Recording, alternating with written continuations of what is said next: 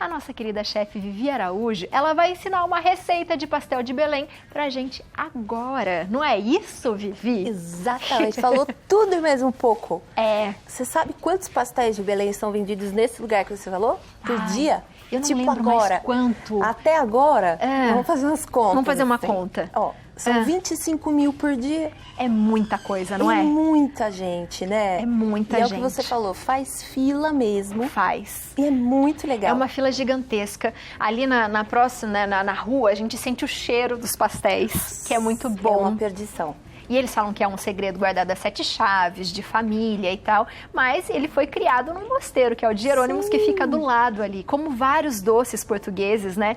E esses dias a gente estava falando disso, porque eles usam muito nas gemas para fazer, né, os doces, porque as claras eram utilizadas antes para passar as roupas, para engomar as roupas. É verdade, faz muito sentido mesmo. E muitas receitas tradicionais portuguesas surgiram nos conventos, nos mosteiros, né? Muitas. Então, é muito legal essa receita. E assim como também muitos restaurantes famosos na Europa, essa coisa de um cozinheiro levar a receita que fazia, saiu do castelo, levou a receita tradicional, virou um restaurante. Uhum. E é assim que vai surgindo, né? As cafeterias, vão surgindo os restaurantes que ficam famosos por uma receita que a gente nem imagina. E eu acho que isso tem muito a ver com a gastronomia, quando a gente fala que a gastronomia é um ato de amor, né? Porque em casa, eu aposto que você tem na sua casa aí um caderninho de receita da avó, de receita da mãe, não é? E você fala, isso aqui a minha mãe fazia, o cheiro era maravilhoso, e aí você herdou isso. E muita gente hoje começou a abrir, né, restaurantes, né? Sim. Começou a entregar comida, fazer marmitinha para vender, até pela situação que a gente, né, viveu e está vivendo no mundo hoje. Essas receitinhas de vó, de mãe, que são únicas. Então, isso acho que tem que ser levado muito em conta e faz toda a diferença. Tanto é que agora, algumas receitas tradicionais portuguesas, você precisa ter um certificado para ser autêntico português. Você tem que usar os produtos, assim como os italianos também fizeram, né? Com algumas associações. Isso é legal, porque daí você vai levando, né, a tradição. Porque não tem como, a gente se perde, né? Hoje em dia ninguém mais tem livrinho de receita. De receita. Então, ó, não esquece, se aí na sua casa sua avó, sua mãe faz uma receita boa, anota. Guarda isso pra você fazer depois, se especializar e lembrar delas, né? Lembrar dessas pessoas tão especiais na nossa vida. É muito legal, muito bom. 10. Vamos então lá fazer o nosso pastel de Belém. Certo. Aí você falou que você vai precisar de 500 gramas de massa folhada. Sim, essa aqui é aquele rolo tradicional de massa folhada congelada, que eu descongelo pra gente trabalhar. Então, comprou ela congelada porque ela só vende congelada. Aí você deixa fora da geladeira para ela dar uma, né, amolecida. Quanto tempo fica? Ela ficou aqui meia hora. É rapidinho. É rapidinho. É rapidinho, porque é o tempo da manteiga começar a desgelar. E algumas regiões que não encontram também massa folhada, você pode fazer com a massa de pastel, pincelando manteiga. Legal, boa dica. Porque, infelizmente, não são todas as regiões do Brasil, de verdade, que tem essa massa folhada por conta da refrigeração, que às vezes é um pouco mais difícil para venda. Daí eu posso usar de pastel, então. Sim, super. Boa, gostei. Aí, forminhas de petit gâteau, ou de empadinha, né? Que é a mais tradicional, né? A verdade, assim, Abi, eu dei uma olhada, tem uma forminha tradicional do pastel português, que ela é um pouquinho mais larga do que essa. Mas ela é um pouquinho mais difícil de encontrar. Então, nós conseguimos substituir pela de empadinha. Pela de empadinha. Tranquilo. E o rendimento é muito maior também. É verdade. Vai dar mais, vai render, minha gente. Isso. Ótimo. Ela tem uns 7,5 mais ou menos de diâmetro e 5 de altura. Mas você, em casa é a que você tem da forminha mesmo da empadinha. É verdade. E aí, por onde você quer que a gente vá? Que a gente vai pelo creme de ovos primeiro? Vamos. Ó, leite. O leite, então a gente já deixou ali a nossa panelinha esquentando. E aí coloca meio litro de leite para fazer o creme de ovos. E aí, raspas de um limão siciliano. Sim, isso. As raspinhas. As raspinhas. Você eu já vou falar o porquê. O porquê? Ó, são poucos ingredientes, mas você fala, Vivi, por que ninguém faz em casa? Porque as pessoas ainda têm essa coisa da tradição, às vezes não sabem a proporção correta desses ingredientes, então não vai ficar igual. Não vai ficar igual. Sabe? Mas você consegue um resultado muito bom, Abi, fazendo com essa versão. Aqui ela colocou canela em pó a gosto, tá, gente? Isso. Pode ser também aquela em pau, também. Tá. Pode pôr um cravinho. Muitos doces portugueses sempre levam essa misturinha de temperos, sabe? De especiarias com cítricos, para tirar esse gosto dos ovos. Ah, legal. E para ajudar a dar mais sabor. É uma maneira de você dar mais sabor para os ovos, é você colocar essas misturinhas. Que legal. Tá? Gostei. E aí, em paralelo aqui, eu vou fazer a nossa calda. Porque a receita tradicional dos pastéis de Belém são utilizadas, não é nata que vai, nem creme de leite.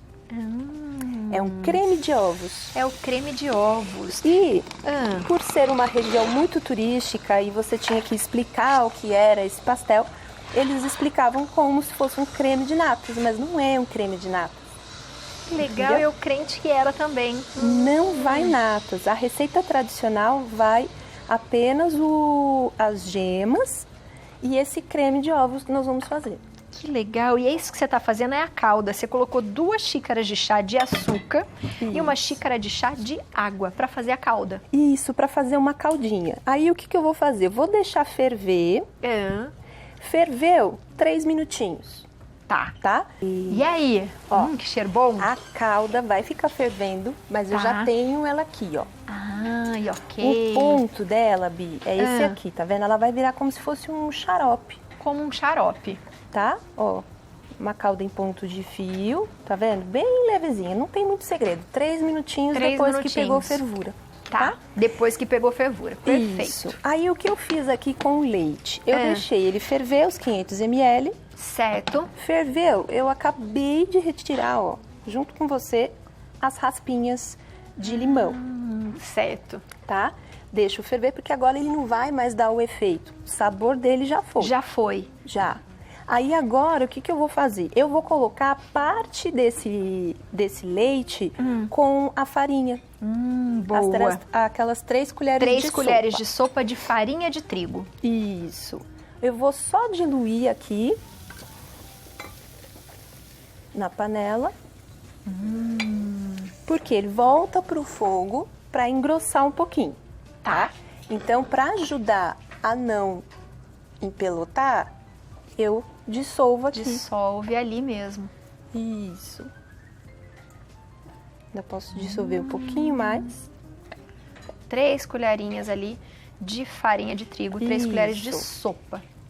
Lembrando que a gente já tirou a raspinha do limão, porque ele já levantou a fervurinha, né, Vivi? E aí já não tem mais propriedade nenhuma, ele já sugou o que ele tinha de saborzinho ali. Ele já tirou tudo que tinha de sabor. Tá. Então, o que você vai fazer? Eu vou até misturar tudo de uma vez, depois eu volto para a panela de novo, porque ele tá bem quente. Ó.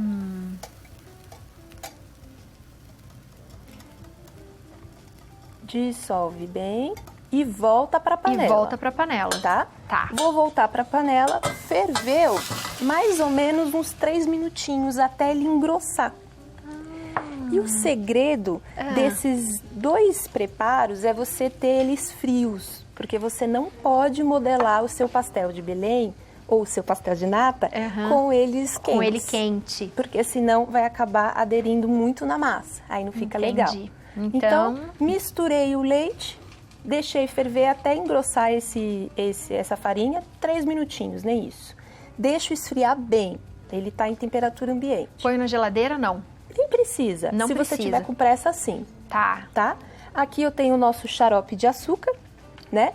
E agora eu vou começar a cortar a nossa massa folhada, porque ele demora um pouquinho mais até a gente modelar o nosso creme. Tá. Então, o que eu vou fazer? Eu vou pegar esse rolo de massa folhada já descongelados e vou enrolar novamente. Aí você fala, Bibi, por que você já não corta? Exato. Porque daí nós faríamos um canapé, sabe, Abi? Essa massa ficaria tão seca que não ia dar tempo dos cremes de ovos cozinharem.